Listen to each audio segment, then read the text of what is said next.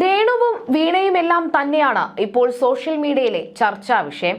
കുറച്ചു ദിവസങ്ങൾക്ക് മുൻപ് സുധിയുടെ രണ്ടാം ഭാര്യ എന്ന് അവകാശപ്പെട്ട് വീണ എസ് പിള്ള എന്ന സ്ത്രീ രംഗത്തെത്തിയിരുന്നതും താനും സുധിയും പിരിയാൻ കാരണം രേണുവാണ് എന്നതടക്കം നിരവധി ആരോപണങ്ങളാണ് വീണ ഉന്നയിച്ചിരുന്നത്. എന്നാൽ ഇതിനെല്ലാം മറുപടിയുമായി രേണുവും രംഗത്തെത്തിയിരിക്കുകയാണ്. ആ സ്ത്രീ പറയുന്ന 2013 എന്ന വർഷത്തിൽ കൊല്ലം സുധിയെ എനിക്ക് അറിയില്ലായിരുന്നു.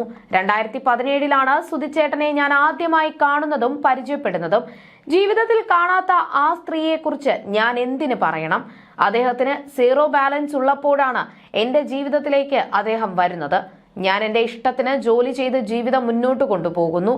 എനിക്ക് ജോലി ഉള്ളത് കൊണ്ടാണ് വീട്ടുകാരും കഴിഞ്ഞു പോകുന്നത്.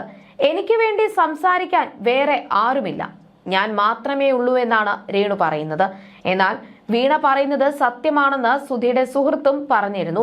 സുധിയും വീണയും വിവാഹം കഴിച്ചിരുന്നുവെന്നും എന്നാൽ വീണയും സുധിയും പിരിയാൻ കാരണം രേണുവാണോ എന്ന കാര്യത്തിൽ തനിക്ക് വ്യക്തതയില്ല എന്നുമാണ് ശ്രീകാന്ത് പറയുന്നത്. അതേസമയം വീണയും സുധിയും തെറ്റിപ്പിരിയാൻ കാരണം സുധിയുടെ അവിഹിത ബന്ധമാണെന്ന് താൻ അറിഞ്ഞിരുന്നു. എന്നാൽ അതെത്രത്തോളം സത്യസന്ധമാണെന്ന് അറിയില്ല എന്നുമാണ് ശ്രീകാന്ത് പറയുന്നത്.